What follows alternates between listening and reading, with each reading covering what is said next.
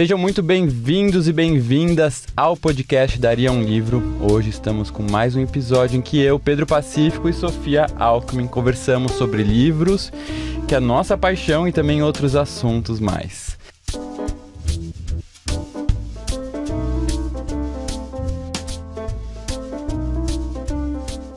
Hoje um convidado muito especial que vai ficar e a ser apresentado pela nossa querida Sofia. Vamos lá. O nosso convidado de hoje é um cara que entende de tudo, muito, não é um pouco, é muito, de tudo.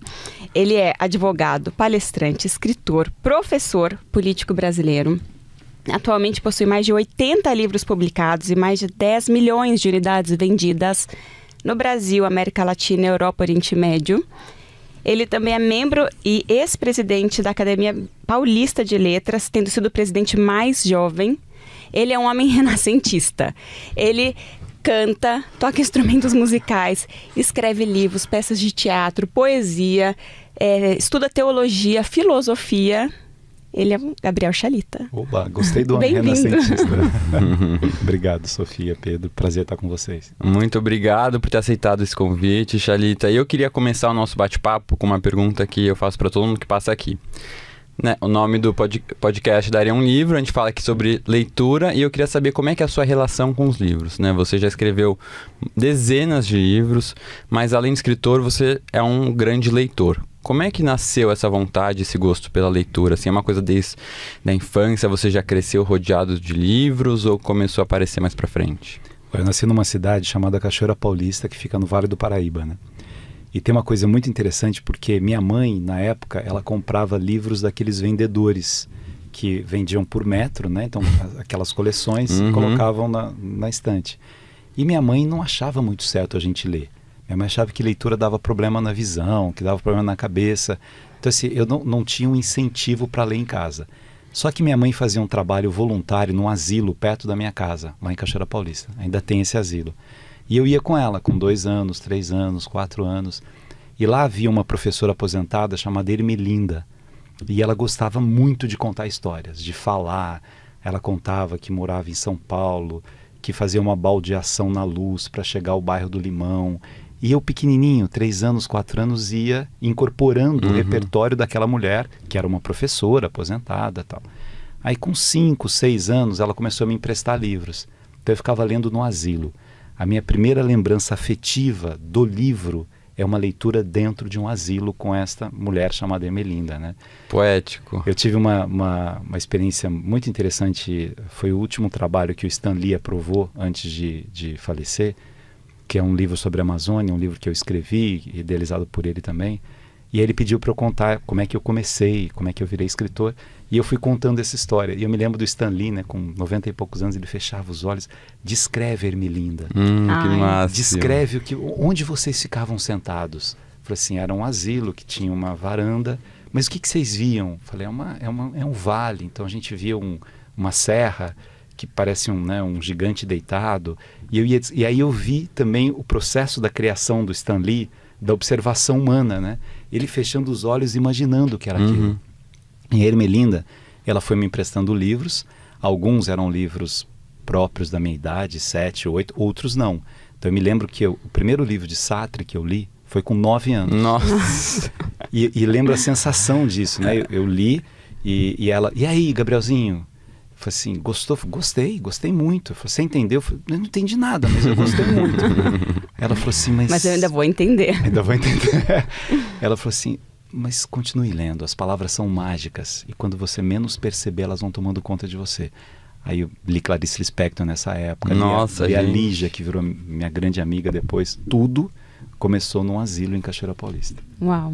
Não, só uma interrupção. A Lígia Fagundes Telles virou sua grande amiga? Virou minha grande amiga. Sério, eu não sabia dessa amizade. Gente, eu sou apaixonado por ela. A Lígia, eu cuidei dela até o final, né? Eu era da Academia Paulista de Letras. Sim. A gente se encontrava toda... A Lígia dizia que ia casar comigo. E ela ia toda semana em casa, né?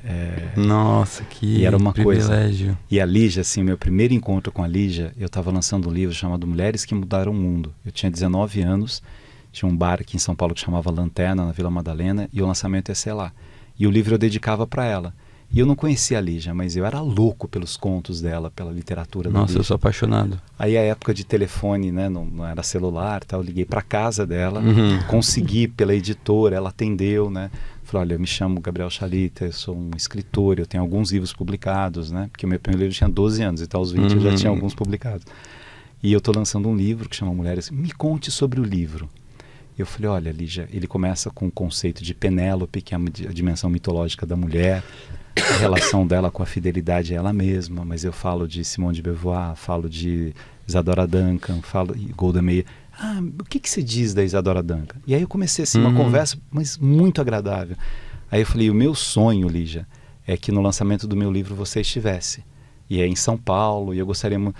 Eu não prometo, mas um minuto que eu vou anotar o endereço. Aí foi, e quando eu cheguei no lançamento, a Lígia estava lá. Nossa. E ali nasceu uma amizade de vida inteira, né? Que Assim, lindo. ela me dava os livros dela para eu ler, eu dava os livros para ela ler, ela repetia coisas, e a Lígia era uma luz na literatura, né? A capacidade dela de contar uma história. Nossa, é impressionante. É impressionante. Cada conto... De entender o ser humano, né? É. Não, eu sou assim, fiquei até arrepiado com essa história.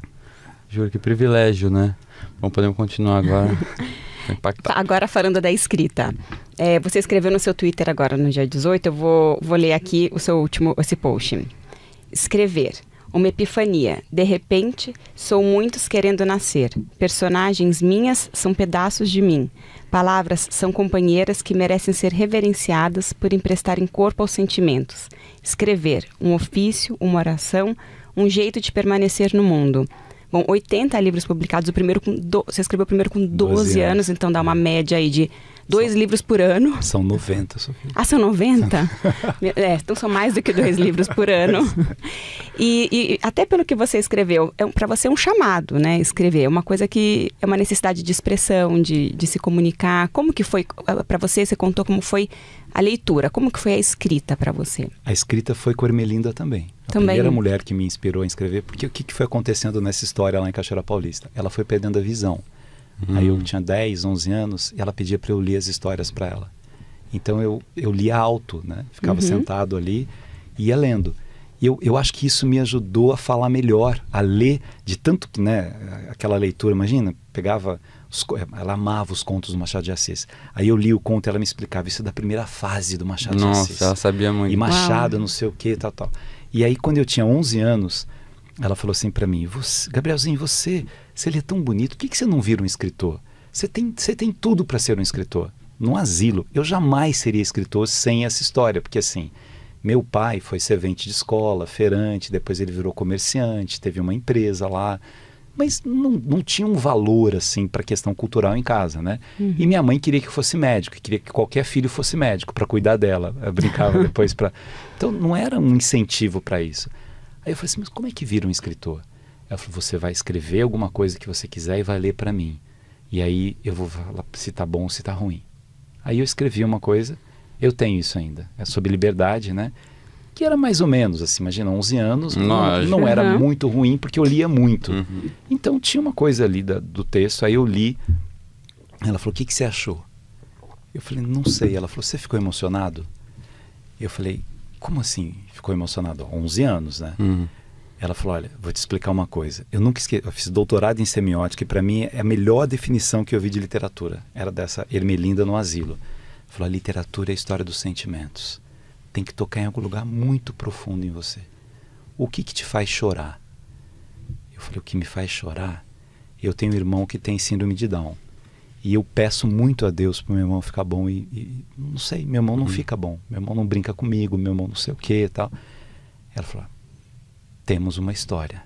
Escreve uma carta para Deus perguntando por que ele não te atende. E aí foi o meu primeiro livro, que chamava Eu Só Queria Ser Poeta. E eu escrevi o livro todo, li para ela o livro, ela dava sugestões. Lembra daquele conto do Monteiro Lobato? Falei, sim, leia de novo esse conto e presta atenção nessa parte que você escreveu. Mude um pouco isso. E eu ganhei muitos prêmios na época, era um molequinho, 12 anos e tal. E nasceu a textualidade ali, nessa compreensão dos sentimentos. Que oportunidade, hein? É incrível. Esses dias eu estava falando com o Inácio de Loyola Brandão, que a gente vai dar uma palestra junto sobre o processo da criação literária. E tem uma coisa que para mim é fascinante Eu acho, Pedro, eu me alimento muito das observações dos cotidianos, das pessoas. Então eu estava num almoço lá no Rio, e aí tinha um ministro do STJ contando uma história de quando ele era juiz e uma relação de um pai com um filho, assim. E eu vi um pedaço da história, ele falando, tal. Eu falei, nossa, mas aí você apresentou os dois? Não, tal. E aí eu escrevo crônica aos domingos, né, sai em alguns lugares, aí a última crônica é sobre essa história. Ele ligava para mim, o ministro chorava, falou assim, até o lugar, era Cruzeiro, não sei o quê. Eu falei, não, mas isso eu inventei, não? Mas é muito legal porque o processo literário, eu não conheço nenhum escritor que consiga desenvolver esse fascínio que é criar personagens, né? Você pode ser um escritor técnico, é uma outra coisa. Ensaios até filosóficos, assim.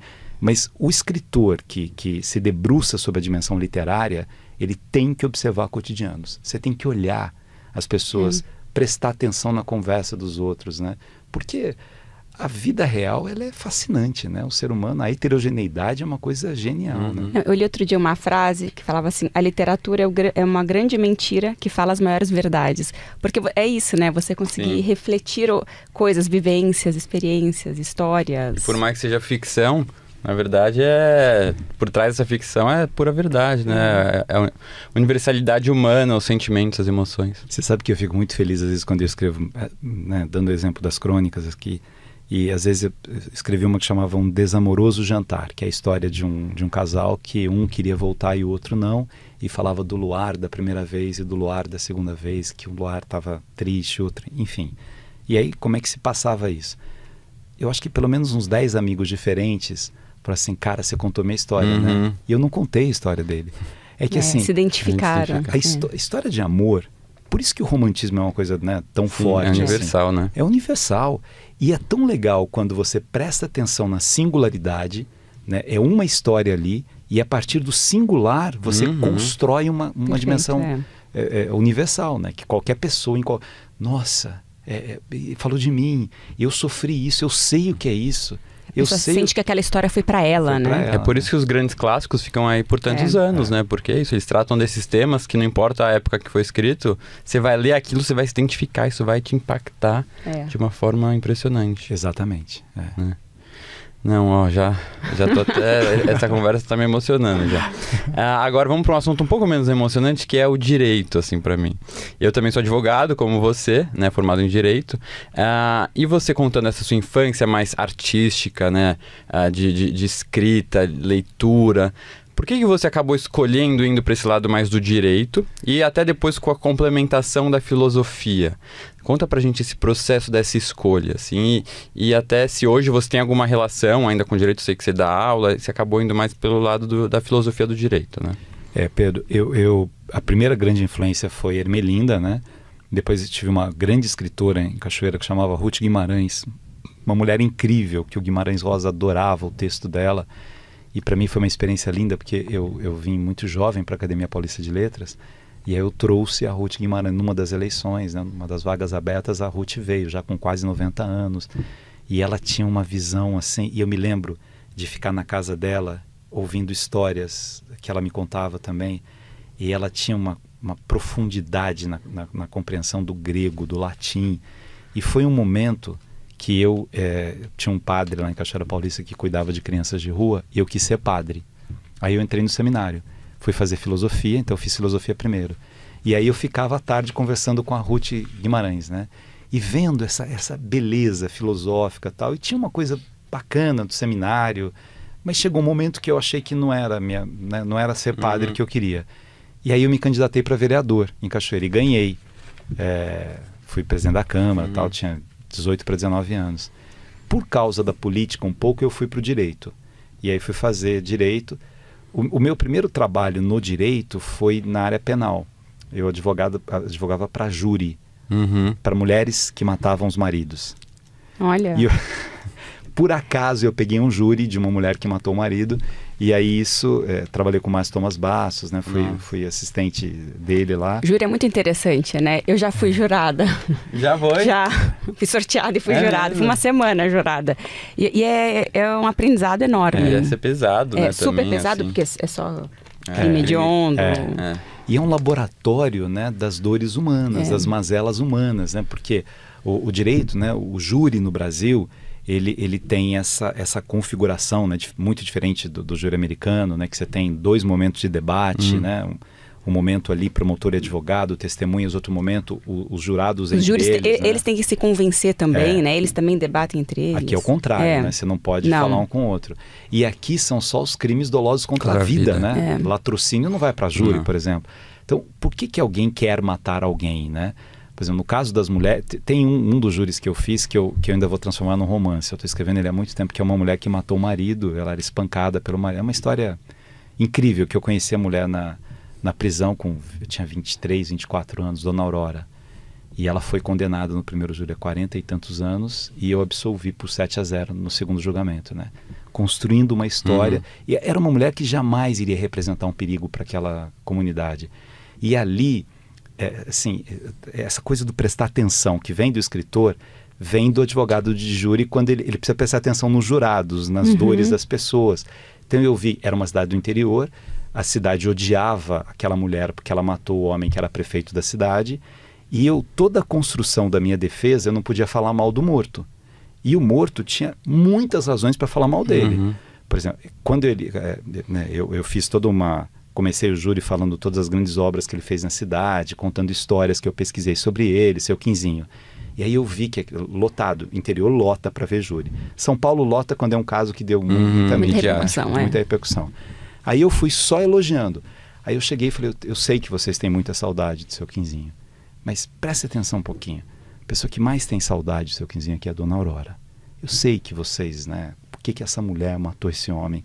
O ser humano não deve matar realmente um outro ser humano. Deixa eu mostrar uma coisa para vocês. Aí eu abri aqui, a Dona Aurora, ela tinha marca de ferro. Ela apanhava do seu Quinzinho, né? Eu falei, olha, o seu Quinzinho foi criado numa sociedade em que sempre o homem bateu na mulher. Ele não fazia isso por mal. Ele aprendeu isso, os valores que ele teve, né? Vocês sabem que o seu Quinzinho tinha amantes. Não é por mal. Ele foi criado numa sociedade que o homem acostumou a ter amante. E no dia dos fatos, a Dona Aurora liga para a amante do seu Quinzinho, chorando e fala, devolve o amor da minha vida. Grávida de 5 meses. Aí esse cara volta para casa, o seu Quinzinho, e dá uma surra nela. Ela pega a arma e dá um tiro nele, para defender a vida, para defender, ótimo. Porque a minha tese era legítima defesa. E aí tem uma coisa legal, porque o promotor era muito arrogante, né? Porque eu era jovenzinho, ele nem se preocupou com isso.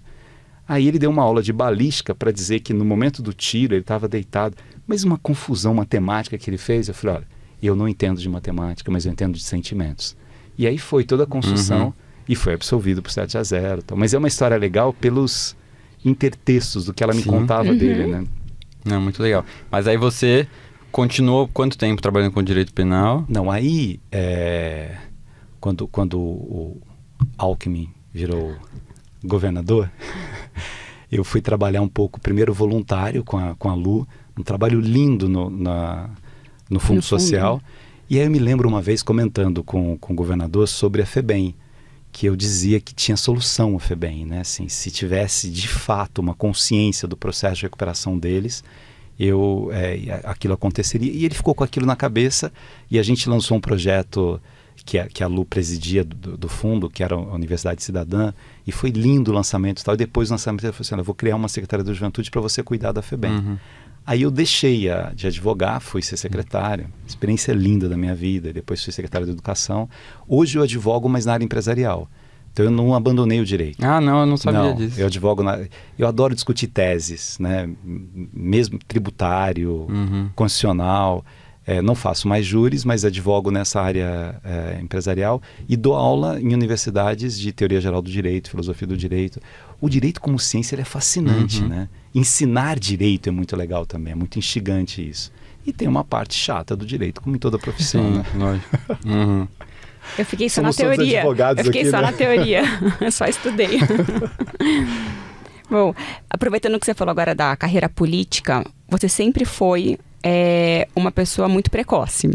E começou na carreira política aos 19 anos, como vereador, e depois presidente da Câmara Municipal de Cachoeira Paulista. De onde veio essa vontade de entrar para a política?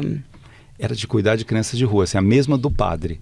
eu via um padre que chamava Padre Benevides lá e cuidava de crianças de rua. E meu pai, como meu pai tinha sido muito pobre, né, e quando eu nasci para a cidade ele era um homem rico, ele ajudava muito as pessoas, né? Minha mãe fazia trabalho voluntário no asilo, como eu disse. Meu pai criou um asilo dos vicentinos e deu. Eu perdi um irmão de acidente de carro com 21 anos. E aí ele pegou o dinheiro que meu irmão tinha no banco e colocou o dele e construiu praticamente 50 habitações ali para os velhinhos pobres da cidade. Então eu via isso do meu pai, isso me fascinava. Aí eu tive essa experiência no seminário e depois fui para ser vereador pensando nisso. Aí eu conheci seu pai, né, e foi incrível, assim, né? O Alckmin tinha uma simplicidade que ele tem até hoje, né? Em qualquer cargo, estando no cargo ou não no cargo, o jeito dele, a humanidade que ele tem, né? A preocupação com o outro. E eu fiquei fascinado por ele e pelo Montoro. Aí eu conheci o Montoro. E o Montoro me deu o conselho de eu não sair candidato a prefeito e estudar. Falou, você vai mudar para São Paulo, vai trabalhar comigo e vai estudar. E aí eu fui trabalhar com o Montoro, né? O Montoro tinha um instituto que chamava ILAN, aí ele criou a JULAD, que era a Juventude Latino-Americana pela Democracia, e eu comecei a dar palestras com 19, 20, 21, assim, para, né, fazendo direito, na PUC por causa do Montoro, fui assistente do Montoro, fiz 2 mestrados, 2 doutorados e virei professor no doutorado da PUC com 24 anos, quando o Montoro morreu. Né? Olha. E aí tive experiências dentro e fora da política. Tem um lado da política que me fascina muito, assim.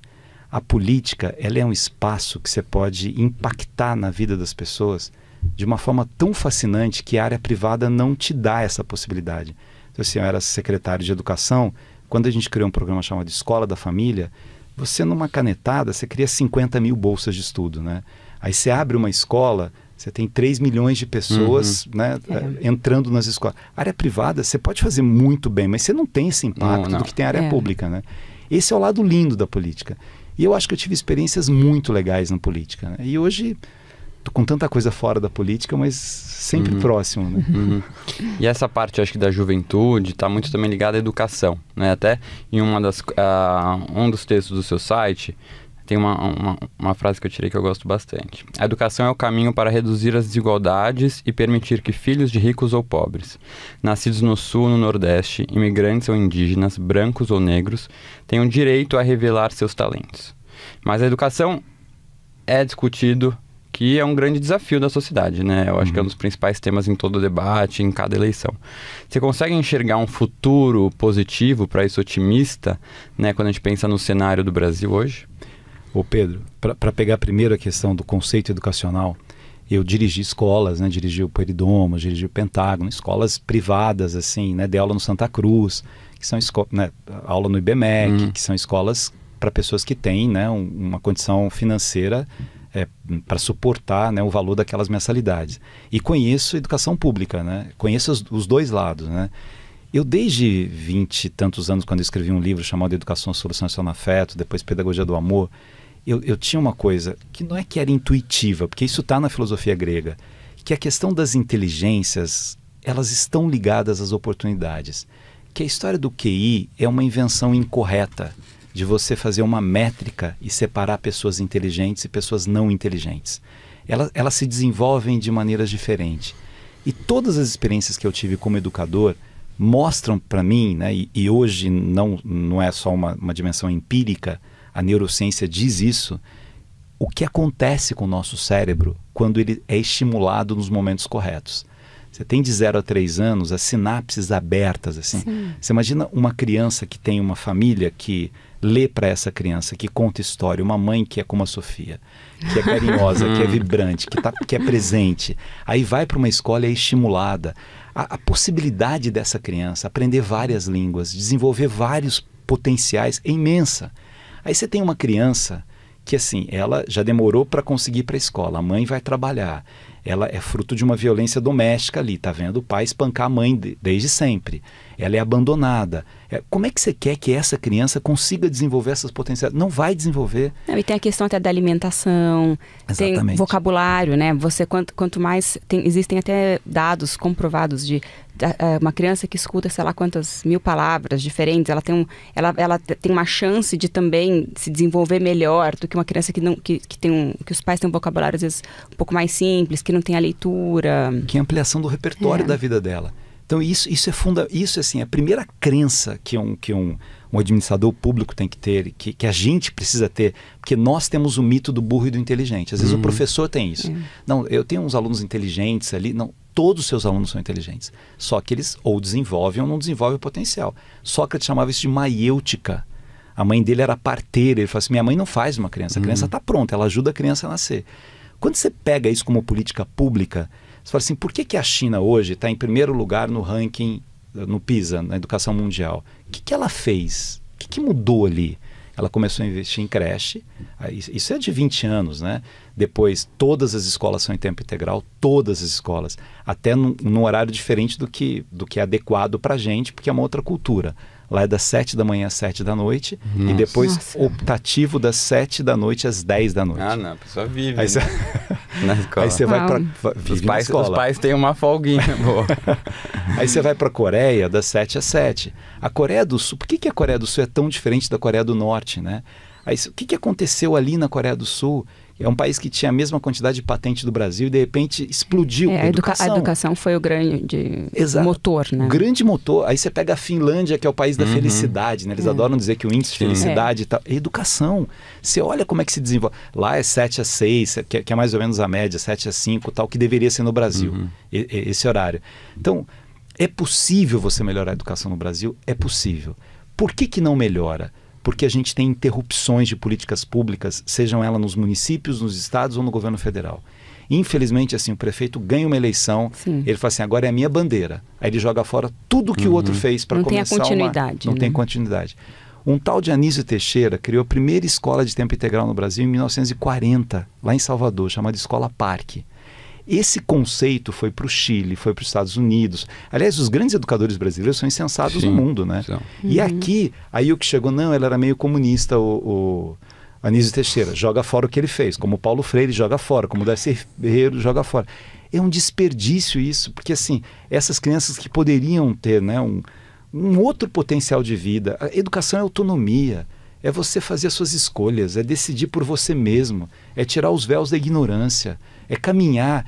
E é uma tristeza, porque a criança rica, ela, mesmo que ela não estude em tempo integral, ela vai fazer judô, natação, vai para academia, vai fazer inglês, mandarim, espanhol. A criança pobre é o que você dá. Se você ficar ali 3 horas e pouco com ela na escola, o resto ela não tem quase estímulo. Então essa é a grande revolução educacional que o Brasil precisa. Que aula.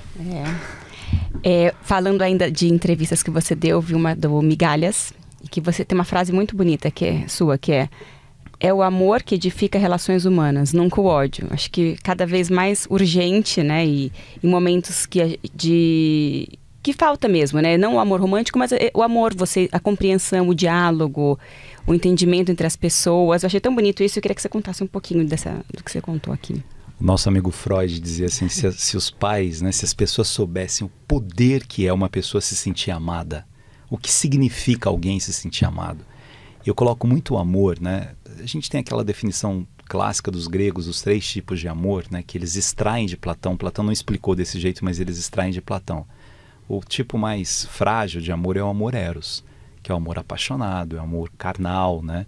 É o amor. Eros é um deus cujo pai, num dos mitos, é Poros e a mãe é Pênia. Então Poros é o deus da grandeza e Pênia é a deusa da mendicância, da fragilidade.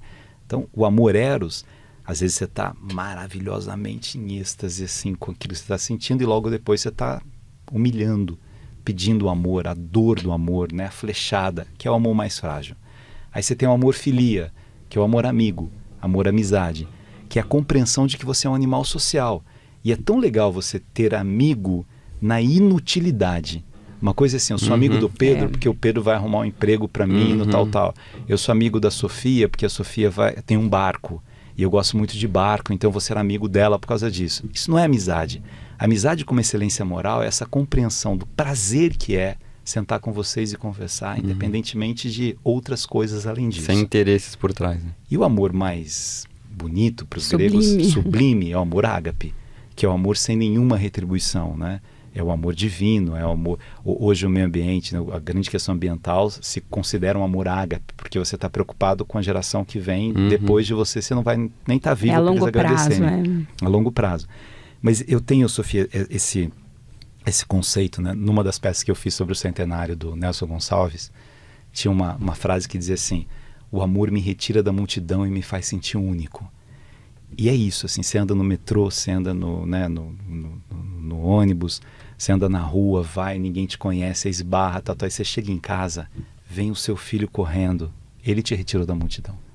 Ou você chega na sua casa, vem um amor da sua vida, você está viajando.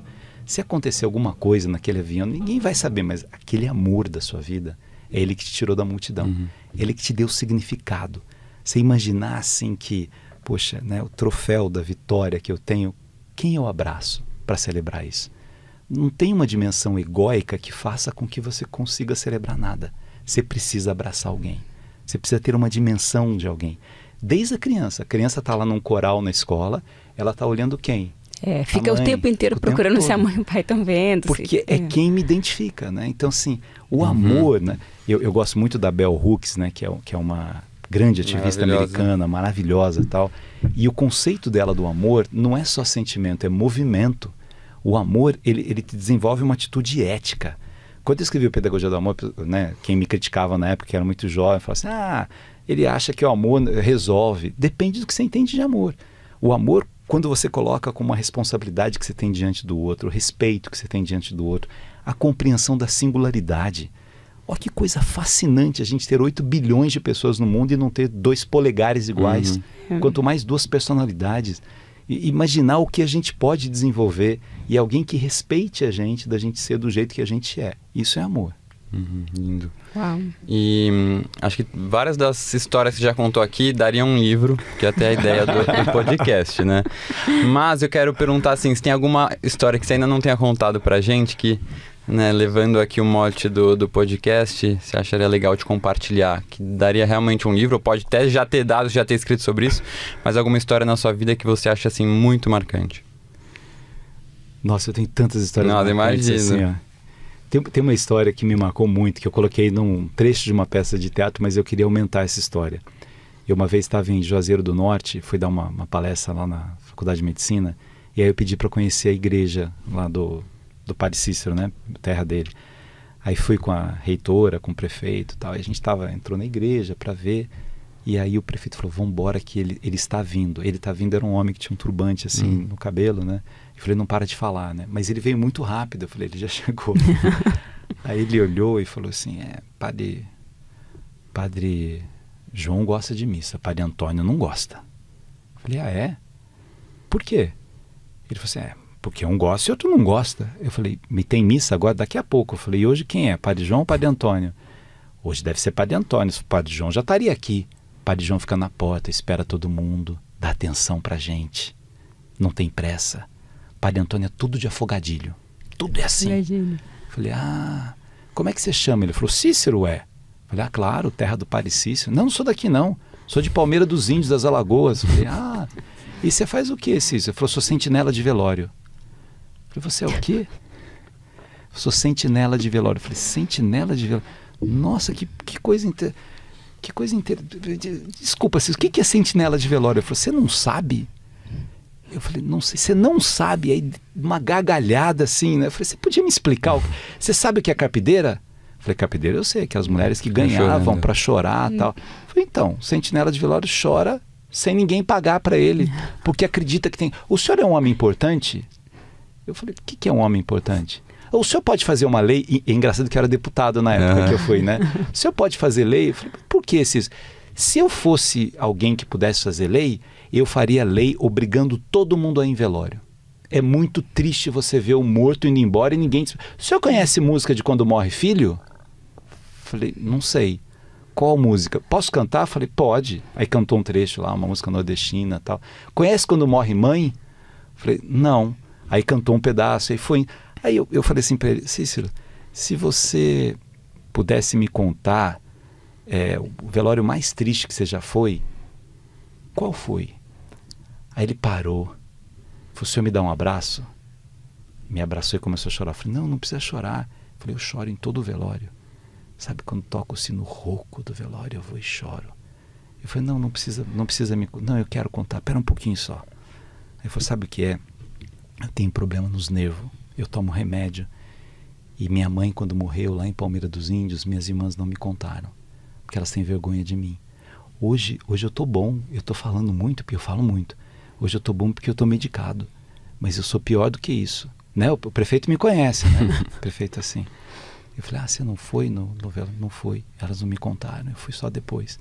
E eu queria, sabe, que Deus me ouvisse assim, que minhas lágrimas fossem milagrosas. Para minha mãe aparecer um pouquinho para mim, eu falar, mãezinha, vai com Deus que é o seu lugar. Aí eu falei, Cícero, você acredita em Deus? Fala isso para sua mãe. Falei, nossa, o padre João fala a mesma coisa que o senhor. O padre Antônio não deixa nem eu contar a história, que diz que eu falo a mesma história o tempo todo. Aí eu saí de lá e eu falei para a reitora, né? Falei, olha, esse homem não leu Vygotsky, não sabe o que é sócio-interacionismo, e deu uma aula pra gente da pedagogia do acolhimento. Por que um padre gosta e outro não gosta? Porque ele fica na porta, recebe, porque ele ouve as minhas dores, os meus calvários, as minhas histórias. Eu coloquei um trechinho disso Que lindo. numa peça, né? Cícero. Eu tenho as fotos dele, né? É isso que eu te falo do escritor. Sim, você desperdiça grandes oportunidades quando você vai a lugares e não permite que as pessoas contem vidas dela, né? Quando você não ouve. Quando você não ouve, né? É muito história até mesmo. Você contando essa história, eu acho que tem um livro, não sei se você já leu, A Cabeça do Santo. Não. Você leia que... eu senti esse cenário parecido, assim, maravilhoso, de uma escritora brasileira, cearense, a Socorro Acioli, que é uma querida. É lindo, lindo. A Cabeça do Santo. E ela teve aulas de escrita criativa com o Gabriel Garcia Marques. Garcia Marques. Acabou de sair o documentário da vida dele, né? Do Gabo. Eu sou apaixonado. Eu também. Eu sou apaixonado. Quem não é?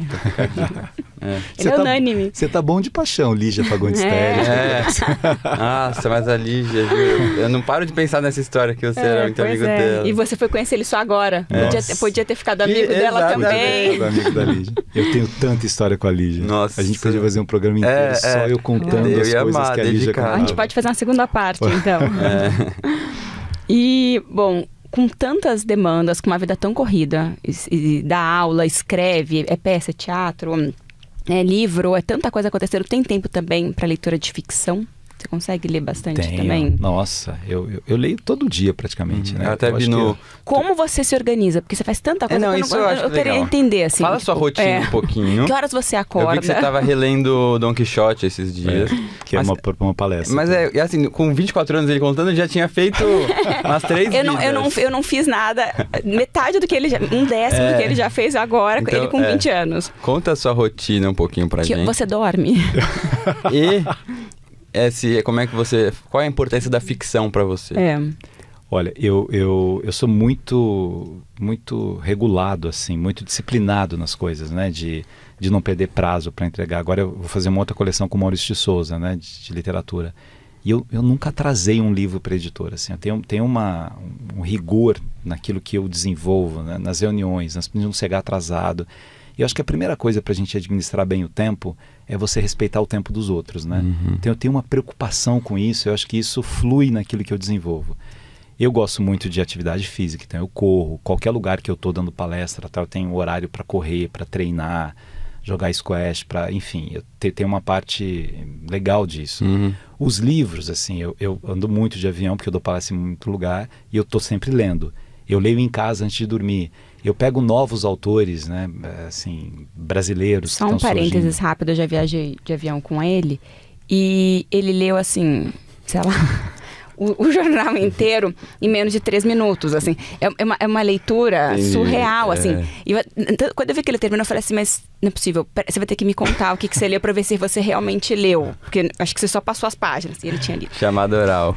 E quanto mais você lê, mais rápido você... Sim, não, isso eu acho que a gente desenvolve mesmo. Desenvolve, você grifa, pega, vai... E eu gosto muito de ler ficção. Eu acho que é fascinante, assim, né? As histórias... Que as pessoas são capazes de contar. Eu gosto de reler coisas que eu já li. Assim, a história do Don Quixote, Os Miseráveis e o Don Quixote é legal ler sempre. Os Russos é legal ler sempre. Assim, te dá uma beleza naquilo. Eu lembro de conversas com a Lígia que eu falava assim, por que você escreveu Venha Ver o Pôr do Sol? Por que o final é aquele? que aquela dor tal? Ela falou, porque eu vi uma coisinha no jornal de um homem que tinha matado a namorada. E aí eu quis contar isso num conto cheio de metáforas, né? Porque para quem não conhece esse conto do Venha Ver o Pôr do Sol, né? A namorada termina com o namorado e aí ele a convida para fazer uma última caminhada e ver um último pôr do sol, já que era uma despedida, ela já tinha um outro namorado. E o lugar mais bonito de ver o pôr do sol na cidade era o cemitério. Então eles vão andando no cemitério para se despedir do sol. E aí eles vão andando entre os mortos, né? Eles vão pisando, é cheio de metáforas e tal. Quando ele a convida para ver um mausoléu em que havia algumas pessoas que morreram recentemente. E aí ela desce para ver o mausoléu. Aí as pessoas precisam ler o conto para ver o que acontece. Sem spoilers. Mas quando você relê essas coisas ou lê novos autores, né? É muito legal. Eu leio todo dia, né? Então, sei lá, eu leio 3 livros por semana, 4 livros, né? Além de tese e tal. E leio por prazer, né? Não é isso que eu mais falo, essa leitura por prazer. É muito Você aprende fazendo algo que você ama. Tem coisa melhor do que isso?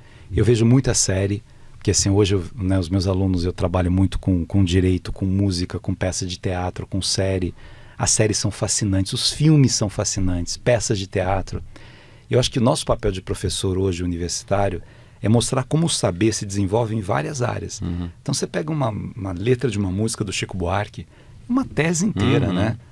E até as pessoas falam assim, a tecnologia está matando a emoção, né? Pega a Bibi Ferreira dizendo a Joana de Gota d'Água no YouTube e mistura com um trecho da música do Chico, né? Você vai trabalhar a emoção ali também. O que é a dor dessa mulher, que é Jocasta também, que mistura com as tragédias gregas para isso? E aí, né, vocês falam, né, a gente está falando de livro, tem uma parte fundamental que o podcast ajuda e que o livro ajuda e que o cinema atrapalha ou o mundo visual atrapalha. Quando você ouve, não vê, você desenvolve uma parte fundamental da sua inteligência. Então, ouvir história. A China, que tem as aulas de tecnologia, a de imaginação robótica, vai muito além, né? Vai muito além. Ela tem aula de contação de história.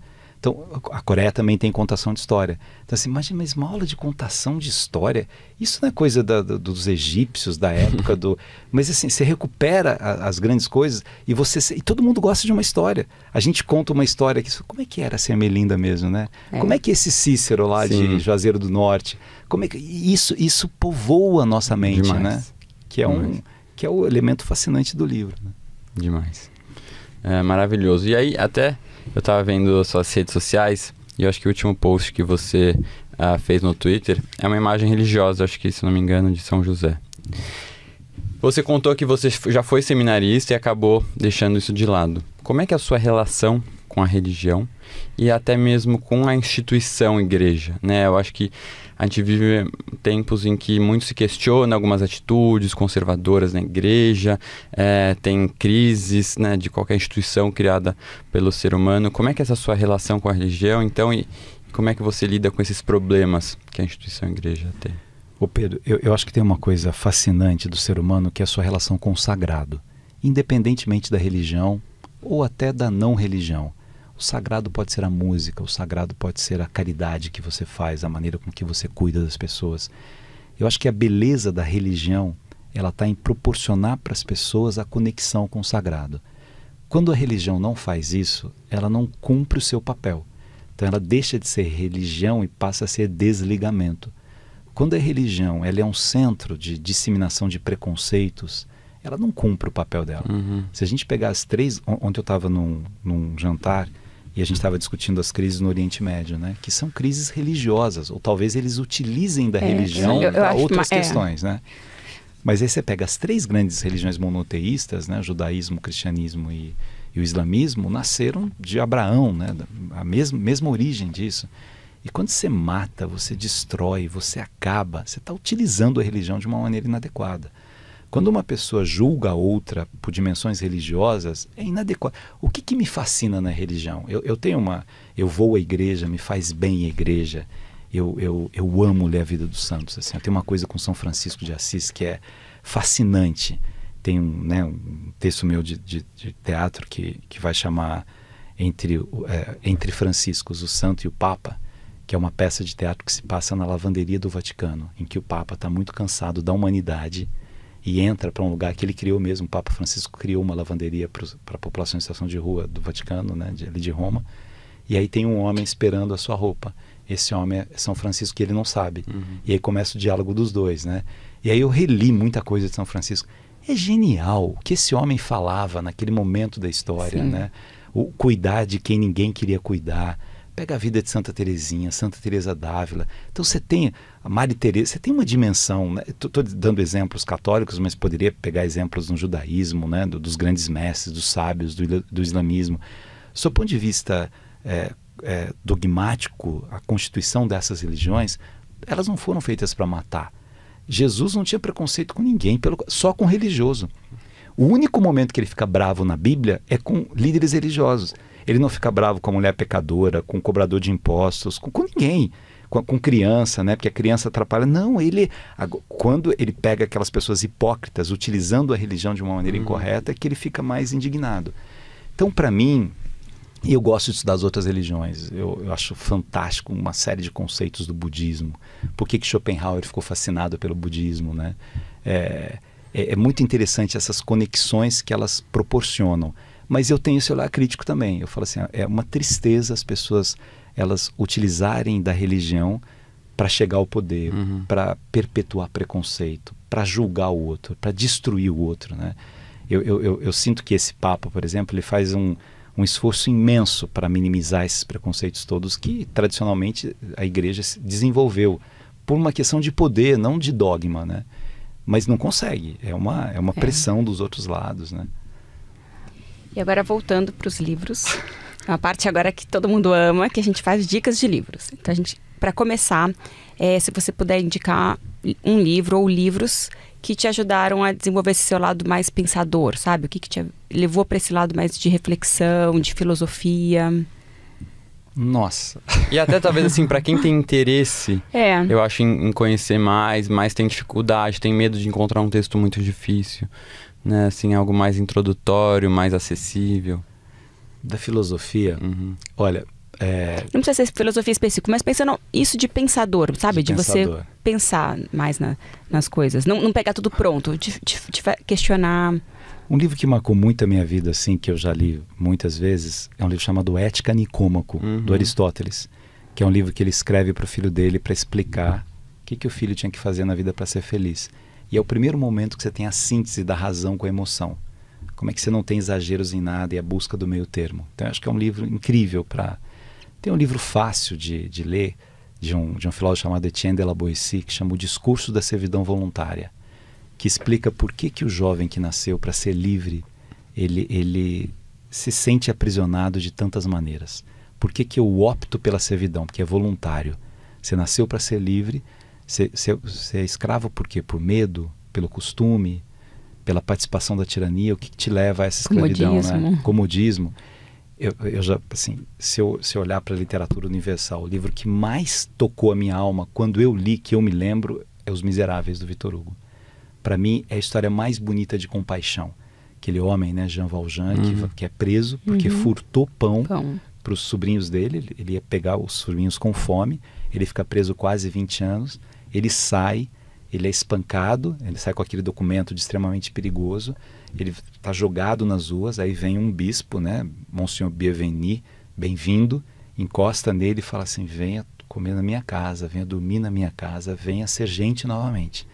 Aí ele vai, come, ele come animalizado, né, porque ele tem tanto medo de tudo, e ali, quando ele vai dormir, depois naquela casa, ele furta o bispo que o ajudou.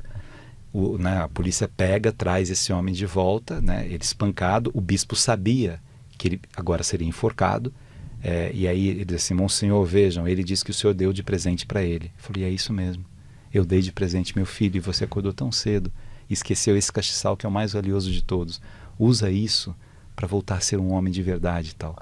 E aquilo é uma luz da consciência dele. Bem, isso é um trechinho dos Miseráveis, né? É uma história muito mais fascinante e tal, é genial. Tem livros brasileiros agora recentes também, né? Eu li o livro aquele livro Tudo é Rio, da Carla Madeira. Que coisa linda, né? O Itamar é um escritor novo, genial. Tá até lançando um novo livro, sai agora em abril. genial. A Nélida, que acabou de falecer, o último livro dela, que chama Um Dia Voltarei a Sagres, é um livro com uma força impressionante de trabalhar com os preconceitos, né? Convencer os preconceitos. O que mais? Se a gente começa a falar de indicação de livro, não para nunca, né? Não, eu acho que assim, já tiveram muitas dicas de livros aqui, né? Ao longo do podcast. Eu acho que podemos ir pra reta final aqui. Vamos pro ping-pong literário, que faz sucesso. A gente vai fazer perguntas rápidas e respostas rápidas e objetivas. Combinado? Vou lá começar.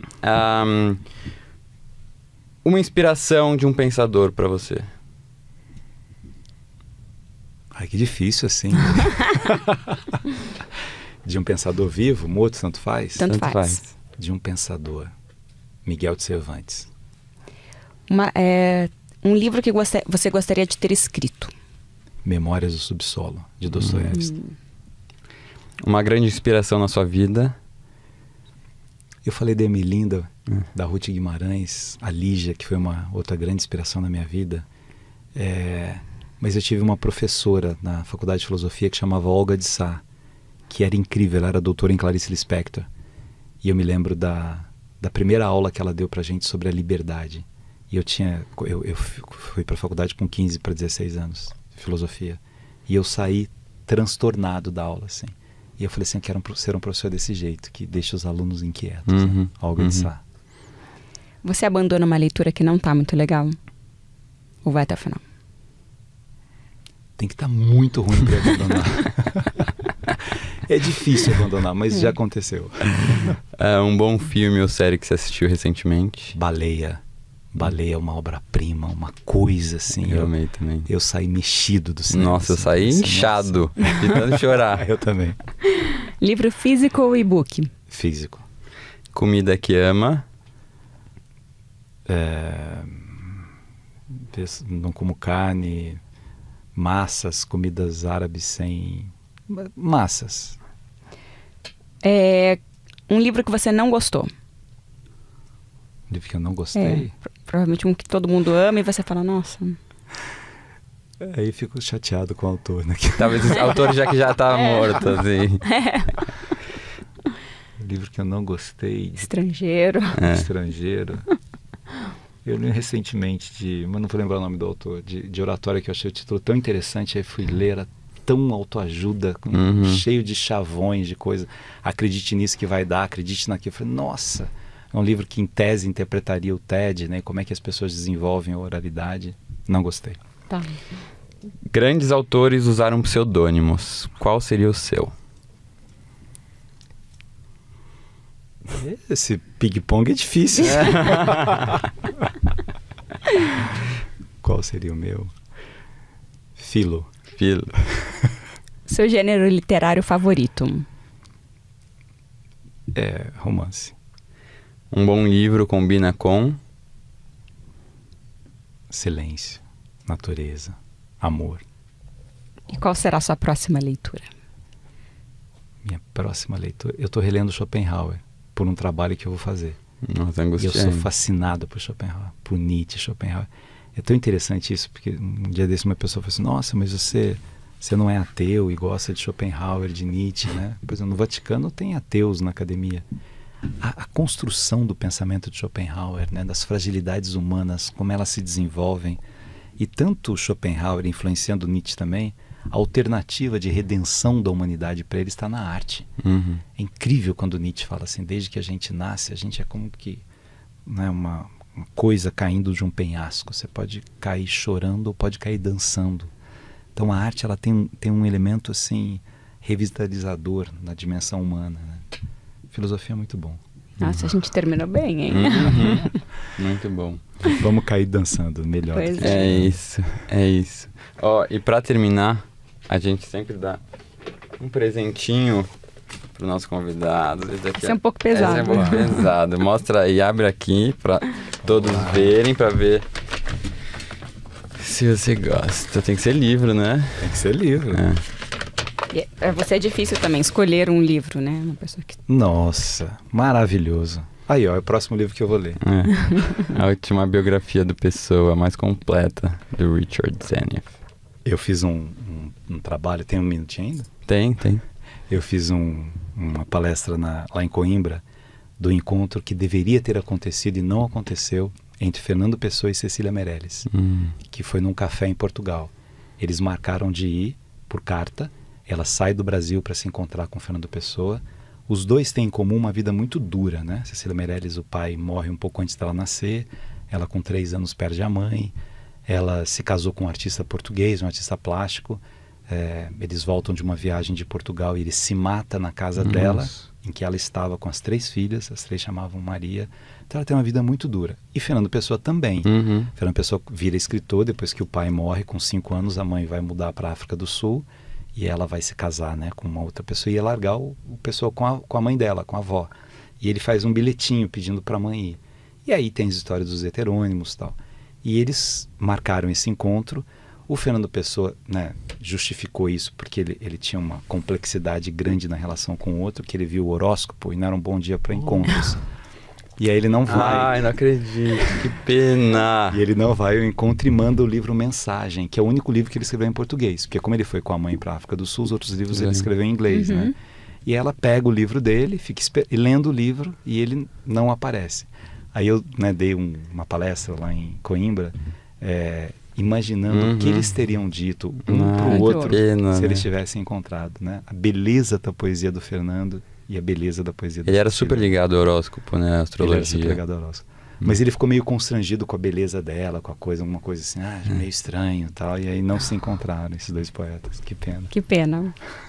Muito bom. Adorei Obrigada, esse Charita. papo. Nossa, amei. Tem que ter parte 2. Pessoal, espero que vocês tenham gostado. Obrigado por quem ficou acompanhando aqui até o final. Toda semana tem episódio novo do Daria um Livro às terças-feiras. Queria também fazer um agradecimento especial ao Estúdios dele do Iguatemi e também produção da Space House e Arara. Obrigada. Obrigado. Tchau, Charita. Adorei. Até a próxima, Obrigado. que vai ter mais. Tchau, tchau. Tchau, gente.